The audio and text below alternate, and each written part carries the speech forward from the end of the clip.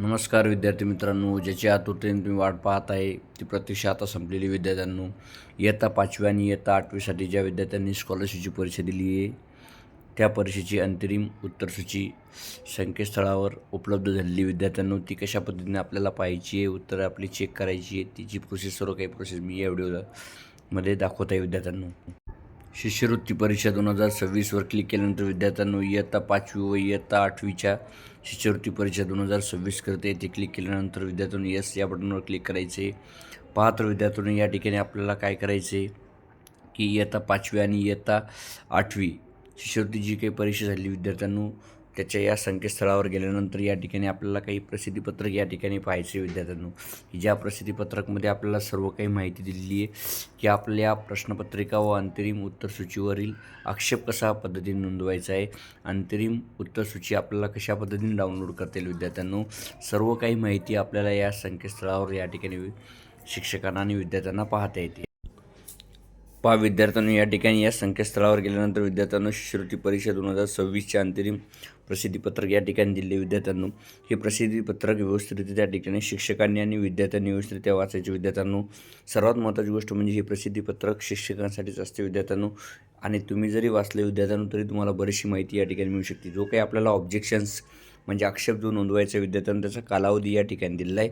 तो कालावधी या ठिकाणी विद्यार्थ्यांनो 10/3/2026 ते 17/3/2026 रोजीपर्यंतच मुदत देण्यात येत आहे. विद्यार्थ्यांनो, आणि सर्व जे काही आपल्याला आक्षेप नोंदवायचा हा ऑनलाईन पद्धतीनेच त्या ठिकाणी आपण आक्षेप त्या ठिकाणी नोंदवू शकतो. विद्यार्थ्यांनो, तसेच विद्यार्थ्यांनो, या ठिकाणी आपल्याला काय करायचं विद्यार्थ्यांनो की आपण जो काही आवेदनपत्र भरलेले विद्यार्थ्यांनो, तो आवेदनपत्र भरत असताना विद्यार्थ्यांची बऱ्याच वेळेस असं होतं विद्यार्थ्यांनो, या ठिकाणी विद्यार्थ्याचे नाव, आडनाव, वडिलांचं नाव, आईचं नाव, लिंग, जन्मतारीख, जात प्रवर्ग, शाळेचा अभ्यासक्रम व इतर माहिती या ठिकाणी काही राहून जाते किंवा चुकीची नोंदवल्या जाते. त्या ठिकाणी विद्यार्थ्यांनो, ती जर त्या ठिकाणी नोंदवायची असेल, त्याच्यामध्ये जर काही बदल करायचा असेल विद्यार्थ्यांनो, तो दिनांक 10/3/2026 ते 17/3/2026 रोजीपर्यंतच शाळेच्या लॉग इनमध्ये ऑनलाईन पद्धतीनेच त्या ठिकाणी तुम्हाला नोंदवता येणार. विद्यार्थ्यांनो, याची सर्व शिक्षकांनी मात्र कटाक्षाने दक्षता घ्यायची आहे.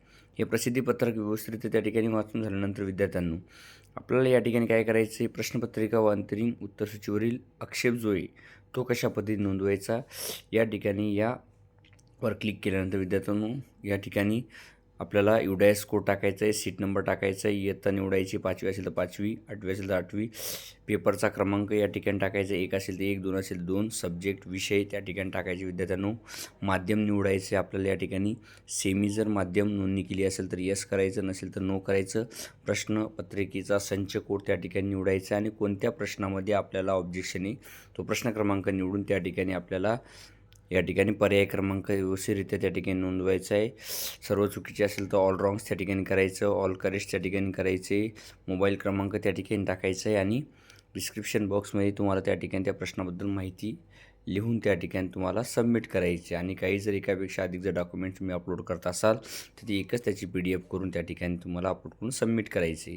यानंतर येणाऱ्या विद्यार्थ्यांना आपण अंतरिम उत्तरसूचीची विद्यार्थ्यांसाठी विशेष करून ज्यांनी परीक्षा दिली आहे, पहा इयत्ता 5वीसाठी या ठिकाणी दिली आहे. पेपर क्रमांक 1वर क्लिक केल्यानंतर आपल्याला पेपर क्रमांक 1ची अंतरिम उत्तरसूची पाहता येते.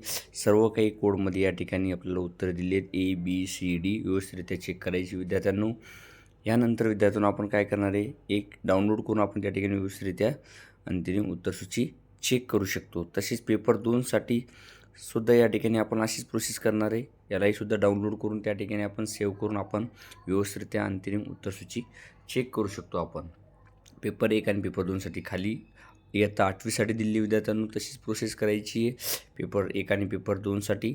आणि ह्या अंतरिम उत्तरसूची डाउनलोड करून व्यवस्थितरित्या त्या ठिकाणी आपल्याला चेक करायचं आहे. अशा पद्धतीने आपण इयत्ता 5वी आणि